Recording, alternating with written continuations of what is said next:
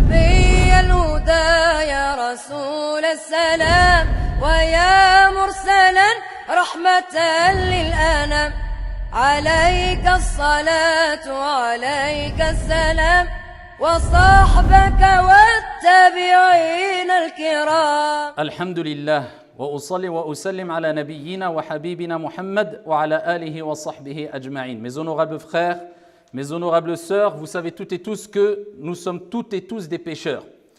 Al-Kamalu Lillah, la perfection appartient à notre Seigneur Tabaraka wa Ta'ala. Nous ne sommes pas des anges, soit, et Dieu ne nous a pas dit d'atteindre la perfection. Parce que Al-Kamalu Lillah, nous faisons des erreurs, nous sommes faibles, et Dieu l'a rappelé maintes fois dans le Coran, et à titre d'exemple lorsqu'il dit « Wa khuliqal insanu da'ifa ». L'être humain a été créé faible. Mais le problème qui se pose aujourd'hui, peut-être plus qu'avant, comme on va le voir bi'idhnillah azza wa jal, le problème ce n'est pas de commettre un péché, ou disons, le plus gros problème, le plus grand problème, le plus grave des problèmes, ce n'est pas de commettre un péché ou des péchés.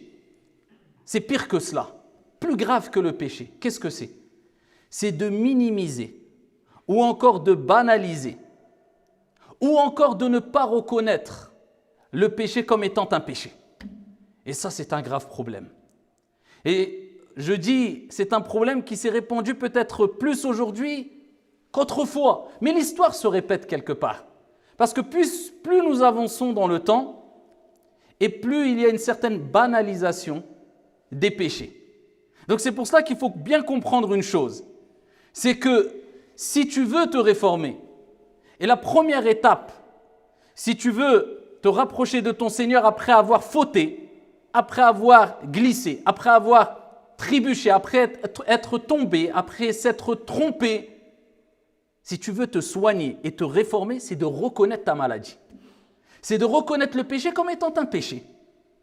Et de ne pas minimiser les péchés avec ces fameuses paroles qu'on entend de plus en plus aujourd'hui. Oh, faut pas exagérer. C'est pas grave.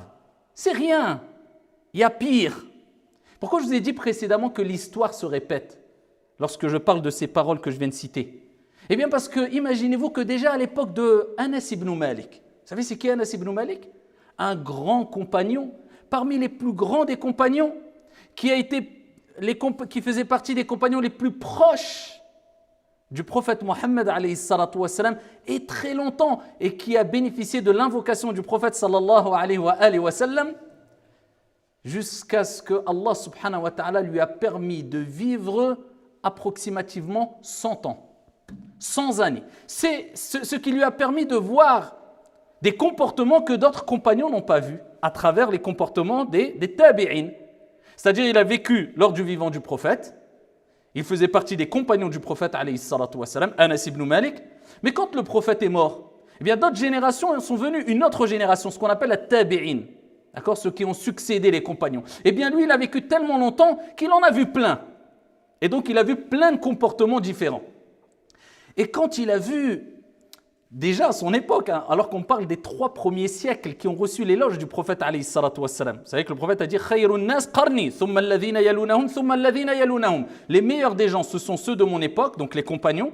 Ensuite, la deuxième génération, d'accord, ceux que Anas a vus. Ensuite, la troisième. Avec cela, alors que c'était une génération pleine de pieux, Anas, quand il a vu les années passées et certains comportements se détériorer quelque part, certaines pratiques eh bien, être un peu déformé, être un peu négligé. Anas leur a dit à son époque, il y a à peu près 14 siècles, qu'aurait dit Anas à notre époque? C'est pour ça que je vous dis l'histoire se répète, et plus on avance dans le temps, et plus on voit une certaine banalisation des péchés. Il dit, vous commettez des péchés, il dit ça à son époque, des péchés, et vous les considérez aussi fins qu'un cheveu. Alors qu'à l'époque du prophète Mohammed sallallahu alayhi wa sallam, quelques mois, voire quelques années en arrière, on les considérait comme al-mubiqat, c'est-à-dire al-muhlikat, les destructrices. Des péchés qui détruisent la foi, des péchés qui détruisent la vie. Et vous les considérez comme aussi fins qu'un cheveu. Il s'adresse à des pieux de l'époque. Enfin, à une époque où il y avait beaucoup de pieux. Qu'est-ce qu'il aurait dit à Anas à notre époque? Ou à travers les réseaux sociaux maintenant, parce qu'il y a une certaine banalisation. Donc, il y a une époque, il n'y avait pas les réseaux sociaux, on ne pouvait pas voir tout ce qu'on voit aujourd'hui. Donc, les gens, même quand ils commettaient du mal, on n'était pas trop au courant. Si je parle juste simplement, moi, d'accord, on n'est pas très vieux, mais quand même, on a atteint la quarantaine. Ben, si on revient déjà juste quelques années en arrière, on peut dire que, eh bien, les gens qui commettaient certains péchés, il y a des années en arrière, même s'ils commettaient des péchés, ils avaient honte, ils se cachaient. Parce qu'ils savaient que c'était chouma, c'était un peu honteux, ça ne se faisait pas, c'était pas bien. Alors qu'aujourd'hui, les mêmes péchés sont commis sans aucune gêne quelquefois, ouvertement. C'est pas grave, il ne faut pas exagérer. Pourquoi? On a tellement l'habitude de voir maintenant des gens commettre des péchés, commettent des choses ignobles quelquefois, des meurtres, du vol, de la tricherie, de la tromperie, des mauvais comportements vis-à-vis des parents, des gens, des insultes, des agressions, que c'est devenu banal pour nous. Et ça, c'est grave. Et ça, c'est quelque chose de très grave. Et regardez ce que disait Abdullah ibn Mas'ud, radiyallahu anhu warda. Il différencie entre le croyant, même s'il fait des péchés. Je vous répète, ce n'est pas le plus grave de faire des péchés, mais c'est de banaliser les péchés ou de dire non, ce n'est pas un péché. Tu te voiles la face. Là, c'est grave. Abdullah ibn Mas'ud, il montre la différence entre celui qui banalise le péché et celui qui craint son Seigneur et qui sait que le péché, ça peut détruire. Et il disait, le croyant, c'est celui qui se comporte comme s'il était face au péché, il donne une image, face au péché, il se comporte comme s'il était sous une montagne, au pied d'une montagne, et il craignait, il regardait la montagne, il craignait que cette montagne s'effondre sur lui. Voilà comment le croyant doit voir les péchés. Je vois un péché, j'ai peur. Ce péché, il va avoir des conséquences très graves. D'accord? Il a un certain goût sucré au début, mais après le goût est très amer. Après, tu le regrettes. Et il dit, quant au débauché, comment il voit le péché? Il voit le péché comme dhubaba, comme une mouche qui passe devant son nez et il fait un signe comme ça avec sa main. Pour lui, le péché, c'est comme une mouche qui passe devant lui et il fait juste comme ça. C'est pas grave, c'est rien. Et c'est ce qui se passe. C'est que de plus en plus, malheureusement, minimise les péchés. Alors pour nous prémunir de commettre des péchés, des graves péchés, pour nous éviter de banaliser les péchés, et souvent à coup d'avis juridiques de pseudo-théologiens, c'est pas grave, ifti qalbak, demande à ton cœur, s'il ne faut pas exagérer, eh bien, il est important, surtout aujourd'hui, de mettre en application ces quelques vers du poète Ibn al-Mu'taz, rahimahullah ta'ala, lorsqu'il dit « Khalli dhunuba saghiraha wa kabiraha dhaka at-tuqa » Délaisse les péchés, qu'ils soient petits ou grands. C'est ça la piété. Ainsi tu atteindras la piété. وَاصْنَعْ كَمَاشِ فَوْقَ أَرْضِ الشَّوْكِ يَحْذَرُ مَا يَرَى Et comporte-toi comme une personne qui marche sur un chemin plein de piquants et il fait attention où il pose ses pieds. Il fait attention où il pose ses pieds, où il met ses pieds. Il a peur de se faire piquer. Il regarde, il voit les piquants, il s'abstient. Fais attention où tu poses tes pieds. Fais attention où tu mets les pieds. La tahqiranna saghiratan innal jibala min al-hasa. Et il dit pour finir, ne néglige aucun petit péché car certes les montagnes sont faites de petites pierres. Je répète encore une fois, plus grave que le péché, c'est de minimiser le péché ou de ne pas reconnaître un péché comme étant un péché. Amma commettre des péchés, on fait tous des péchés, nous ne sommes pas des anges. Et il faut savoir une chose aussi, c'est que alhamdulillah, peu importe les péchés que nous faisons, à partir du moment où on a pris le chemin de la réforme, c'est-à-dire on reconnaît le péché comme étant un péché, on reconnaît qu'on est malade, on reconnaît qu'on n'est pas parfait, on reconnaît que ce qu'on fait, c'est pas bien. Alhamdulillah, tu as déjà un pas vers la réforme, un pas vers la guérison. La deuxième des choses, c'est de prendre conscience des conséquences néfastes des péchés. Et que les péchés, ça va te détruire à petit feu. Et c'est pour cela que le prophète sallallahu alayhi wa sallam nous a dit, celui qui commet un péché, Allah inscrit un point noir dans son cœur. Quand tu commets un péché, il y a un point noir dans ton cœur. Et il dit, si il cesse et il se repent, eh bien, le cœur est poli. Subhanallah. Quand on a l'habitude de dire un cœur blanc. Un cœur blanc, c'est quoi? C'est un cœur salim, c'est un cœur saint, pur, de toutes choses mauvaises, de la rancœur, de la haine, de l'amour des péchés, du mal, etc. C'est ça un cœur saint. Et pour cela, il faut polir son cœur. Et comment on polit son cœur? Eh bien, en se repentant. Ce n'est pas en se repentant quelquefois. Non, multiplions le repentir. Inna Allah yuhibbu tawwabin. Le shem, al-wazn, qui a été utilisé ici en langue arabe, désigne ceux qui ne se repentent pas une seule fois ou deux fois, mais qui le font souvent. Tout le temps, tu te repens. Astaghfirullah wa atubu ilayk. Astaghfirullah wa atubu ilayk. Le prophète, il dit, tu fais un péché, un point noir dans le cœur. Si tu te repens et tu cesses, le cœur est poli, alhamdoulilah, il part. Il dit, si tu persistes par contre, qu'est-ce qui se passe? Eh bien, le noir ne cesse de prendre de la place dans ton cœur jusqu'à recouvrir ton cœur, wal'iyadhu billah. Il voile ton cœur. Et là, c'est l'égarement.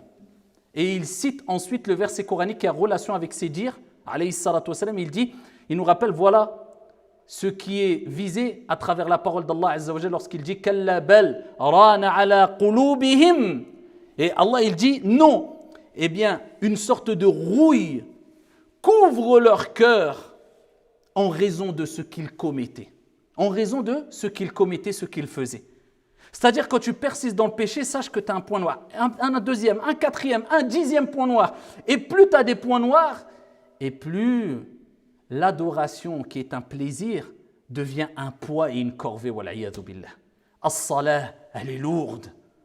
Lire le Coran, oh, c'est comme si tu portais une montagne.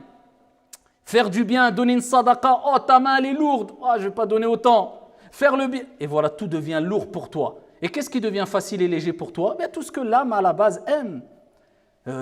Prendre du bon temps, la paresse, se laisser aller, les plaisirs qui n'ont pas de cadre, je dis bien, parce qu'il y a des plaisirs qui sont bien sûr illicites, mais des plaisirs sans cadre, commettre des péchés, des excès, voilà, tout ce qui va à l'encontre de ce que Allah veut pour toi et tout ce qui va provoquer des conséquences néfastes et peut-être te détruire. Parce que n'oublie pas, les compagnons disaient que les péchés peuvent détruire. Ils savaient, ils avaient pris conscience de cela. Si tu as compris cela, alhamdulillah, sache une chose, c'est que la porte du repentir est ouverte. Et elle restera ouverte tant que nous n'avons pas atteint les grands signes de la fin des temps, à savoir parmi eux, eh bien, le fait que le soleil se lève de l'endroit où il se couche. C'est-à-dire qu'aujourd'hui, demain, après-demain, tant que ce n'est pas la fin du monde et tant que ce n'est pas la fin de ton monde, tu as toujours ton âme dans ton corps, tu es toujours vivant, la porte du repentir est ouverte. Peu importe les péchés que tu as commis. Par contre, il faut regretter ce qu'on a fait. Avoir la ferme résolution de ne plus recommencer. Abandonner le péché et demander pardon à Allah subhanahu wa ta'ala. Et Allah azza wa jal, il nous appelle ses serviteurs bien que nous avons commis des péchés. Il nous dit قُلْ يَا عِبَادِيَ الَّذِينَ أَسْرَفُوا عَلَى أَنفُسِهِمْ لَا تَقْنَطُوا مِنْ رَحْمَةِ اللَّهِ إِنَّ اللَّهَ يَغْفِرُ الذُّنُوبَ جَمِيعًا إِنَّهُ هُوَ الْغَفُورُ الرَّحِيمُ. Dis, ô mes serviteurs, qui avez commis des péchés, des excès à vos propres détriments, ne désespérez pas de la miséricorde d'Allah. Allah pardonne tous les péchés. À partir du moment où tu as rempli les conditions, c'est pour cela. Occupe-toi de toi et sache que du jour au lendemain, tu peux t'égarer et qu'on commet tous des péchés. Donc on doit s'occuper de notre propre âme et passer du temps à se réformer et demander pardon à Dieu plutôt que de s'occuper de un tel a fait, un tel a dit, un tel est pieux, un tel n'est pas pieux, un tel a... Occupe-toi de toi. On a déjà beaucoup à faire avec notre propre personne.